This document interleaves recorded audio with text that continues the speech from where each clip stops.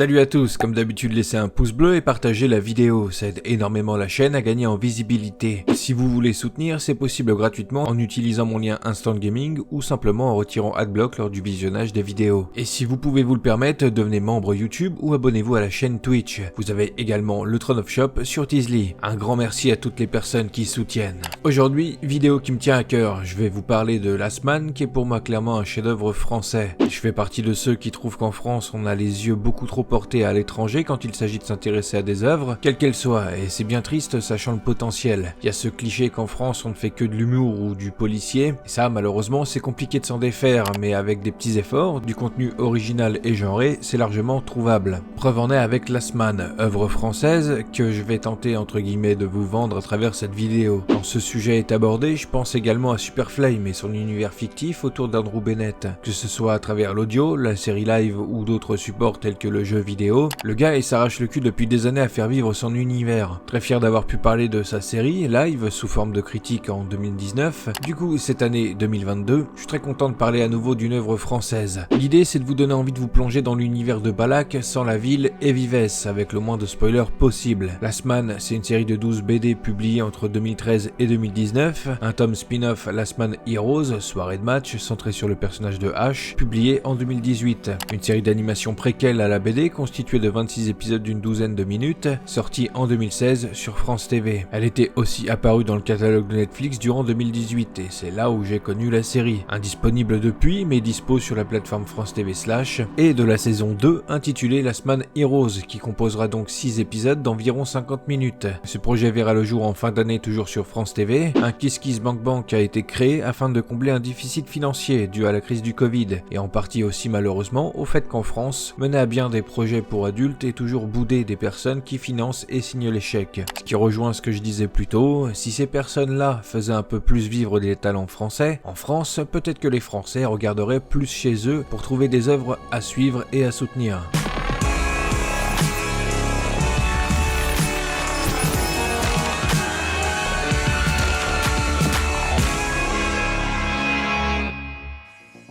Je commence par vous parler de la série animée parce que c'est via celle-ci que j'ai découvert l'univers de Last Man, quand elle avait rejoint le catalogue de Netflix. Déjà à ce moment-là, après avoir fini la série, je voulais en parler en vidéo, donc c'est avec grand plaisir que je vous dis que Last Man raconte l'histoire de Richard Aldana, boxeur amateur, qui galère un peu entre le fait de survivre, trouver un boulot et son club de boxe tenu par son mentor, Dave Mackenzie, qui se fait enlever devant Aldana. Ce dernier n'ayant rien pu faire face à l'ordre du lion et son chef Raizel, qui détient des pouvoirs mystérieux. Richard finit par apprendre que son mentor avait une fille, Siri, et qu'il cherchait à la protéger de ce fameux ordre. Aldana se retrouve donc à prendre la fille sous son aile et chercher à comprendre toute cette histoire autour de l'ordre et la fille de son mentor. Ce que j'adore avec Last Man, c'est toute cette construction et ce développement autour de Richard Aldana. On sent que sous ses airs désinvoltes, c'est un bon gars qui n'hésite pas à sauver les justes personnes et sait être une vraie tête brûlée quand c'est nécessaire. À tel point qu'on se demande s'il n'y aurait pas une espèce d'auréole ou de maudite au-dessus de sa tête, tellement il est increvable. Il me fait beaucoup penser à John McClane des Die Hard, dans le sens où il est toujours au mauvais endroit, au mauvais moment, et se mange pas mal de retours de flammes sans être forcément la cause directe de l'incendie.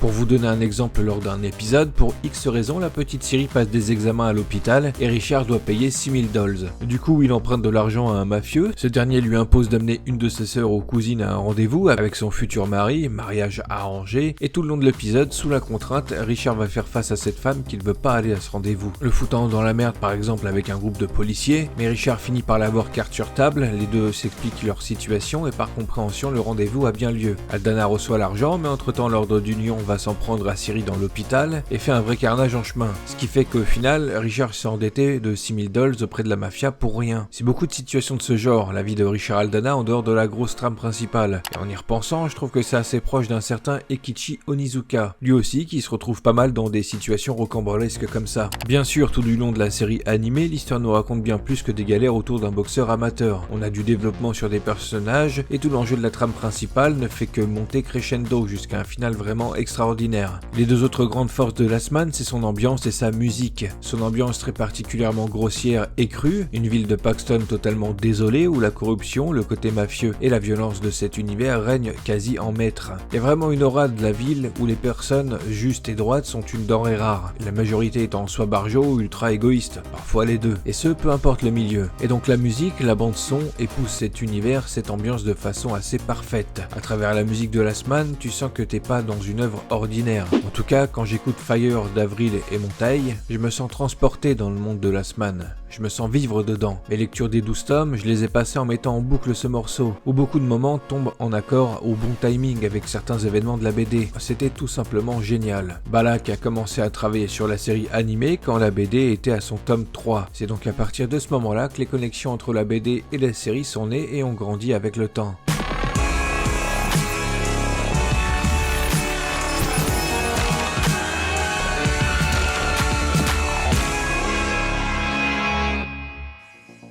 C'est à l'occasion de la sortie du Kiss Kiss Bang Bang de Last Man Heroes que je me suis motivé à dévorer les 12 tomes de la BD. Et quel pied ce fut! L'histoire commence dans la vallée des rois. Adrian Velba, petit élève d'une école de combat, veut participer au grand tournoi de combat en duo annuel de la vallée organisé par le roi et la reine. Petit bémol, son partenaire tombe malade et il se retrouve forfait pour participer, jusqu'au moment où un certain Richard Aldana, voulant lui aussi participer au tournoi, se propose au jeune homme. Malgré le comportement et les manières de Richard, la mère d'Adrian, Marianne, finit par accepter que les deux s'allient pour le tournoi. Voilà vraiment le point de départ du premier tome. Bien sûr, comme vous pouvez l'imaginer au vu de l'aspect préquel de l'animé, des choses bien plus poussées vont se produire autour des événements touchant la vallée des rois, mais pas que. Paxtown, Nillipolis et certains personnages de la série animée se retrouvent dans la BD. Comme je vous le disais plus tôt, j'ai passé ma lecture à écouter en boucle Fire. C'est ce qui a renforcé mon immersion. Passer de la série animée à la BD pour toute personne qui serait tentée par Last Man, c'est l'ordre que je conseille étant donné que j'ai eu ce parcours. Mais pour avoir rematé la série animée après avoir lu les 12 tomes, je trouve que c'est tout aussi prenant et intéressant puisque l'on comprend mieux l'univers de Last Man. À vous de voir. L'ambiance, les dialogues bien crus que j'aime tant, le rythme et tout ce côté d'Aldana étant tout le temps fourré dans des histoires qui impactent tellement de personnages, le fameux être toujours là au mauvais endroit au mauvais moment, fatalité que j'aime regarder et que je trouve ultra divertissante depuis les Die Hard avec John McClane.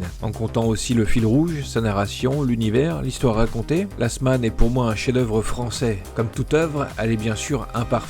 Et quand je regarde cette œuvre et que je sais qu'elle est française, eh ben je suis hyper fier. Ce que j'ai adoré durant ma lecture et mon revisionnage de la série, c'est le fait de déceler, remarquer les influences, les références et les hommages à d'autres œuvres. C'est en lisant Last Man que je me suis rendu compte que certains traits de visage d'Aldana me faisaient beaucoup penser à Belmondo, ce dernier qui durant le tome 9 a le droit à son petit hommage. C'est par la suite en regardant des interviews et vidéos sur le trio de créateurs que j'ai compris qu'Aldana était très inspiré de Lou Ferrigno, acteur américain que vous connaissez sûrement pour son rôle de Hulk dans la série des années 70-80. Ces deux jumeaux durant le tournoi du tome 1, c'est clairement les frères Bogdanov. Le personnage de H, quand je l'ai vu dans la BD, j'ai directement pensé à Jean Reno, ce que je trouve énorme. En regardant une interview, quand le sujet d'adaptation live action est évoqué, Bastien Vives pense à Virginie Efira pour jouer Marianne. Et quand j'ai regardé des photos de l'actrice, je voyais clairement Marianne en fait, en live action. Balak lui répondait un truc du genre qu'il dit ça parce que c'est sa BFF, mais c'est clairement elle en fait. Et on sent que Bastien aime beaucoup l'actrice puisque la reine de la vallée des rois s'appelle Efira tout de même. Je vais pas continuer plus que ça dans la liste des références et inspirations de Last Man, mais oui, cette dernière est très référencée, s'inspire beaucoup d'autres œuvres, mais toujours en ayant sa propre identité malgré tout, cette ambiance très propre à elle. Ambiance qu'encore une fois je trouve totalement renforcée et tirée vers le haut par l'ambiance sonore et musicale de la série animée, qui m'a accompagné tout le long de ma lecture des 12 tomes. Si vous avez déjà vu la série animée et que vous cherchez peut-être un brin de motivation pour lire ou relire les 12 tomes, faites-le.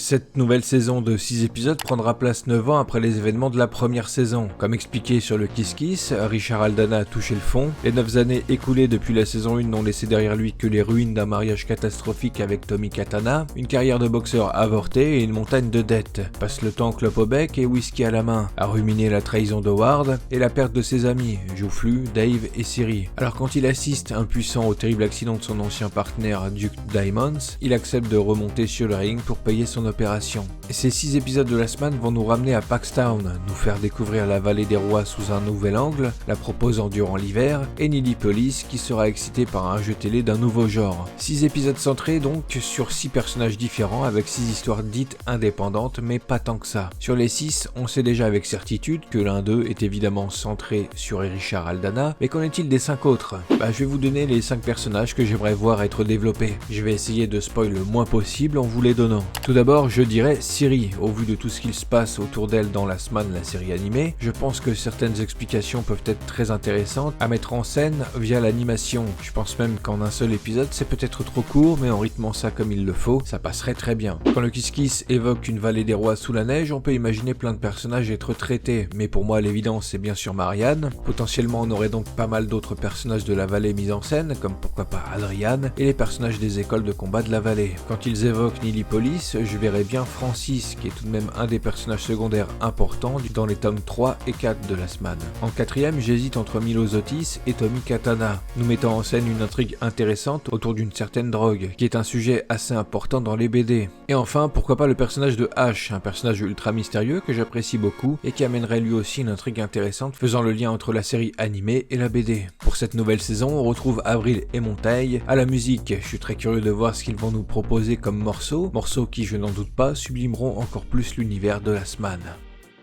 J'espère que cette petite vidéo motivera ceux qui découvrent l'univers via cette vidéo de s'y plonger, que ce soit à travers la série animée, la BD ou carrément les deux, mais aussi celles et ceux qui sont déjà familiers à l'univers, et pourquoi pas s'y replonger donc en attendant Last Man Heroes. Cette œuvre française mérite tellement plus de lumière qu'elle n'en a déjà. J'ai bien conscience de ne pas être grand chose sur internet, mais osef total, je tenais vraiment à enfin parler de Last Man sur la chaîne. Au vu de son actualité, je me suis dit que c'était le moment, donc nous y voilà. Je pense que Last Man a largement le potentiel de pouvoir s'étendre encore plus dans le domaine de l'animation. Après Last Man Heroes, on continue en racontant encore plus d'histoires faisant le lien avec la BD, pourquoi pas encore plus explorer le passé des deux côtés du Rift, et même en adaptant carrément les 12 tomes de la BD, les enrichissant et en complétant des zones d'ombre. Je suis profondément convaincu que les événements des tomes 11 et 12 peuvent raconter beaucoup plus, s'étendre, être encore mieux exploités. Attention, j'aime vraiment la fin de Last Man, simplement je trouve que des choses manquent, et que certaines intrigues et personnages méritent plus de développement. La garde royale de la vallée et des rois par exemple, hormis le général Morgan, je trouve qu'ils ne sont pas plus développés que ça. Tout ça pour dire que je suis fan de Last Man et que je suis convaincu du potentiel énorme qu'a cette licence. Il suffirait que beaucoup plus de monde en parle et mette en avant l'œuvre pour que cette dernière gagne de l'ampleur. Et qu'au-delà de Last Man, qu'on soit tous plus curieux de ce qui se passe en France en termes de créativité dans les histoires de genre. La France c'est pas que des comédies et du policier, c'est plus que ça. Je suis sûr que chacun peut trouver sa petite œuvre française préférée, comme moi j'ai pu découvrir Last Man. Très hâte d'être en fin d'année pour Heroes,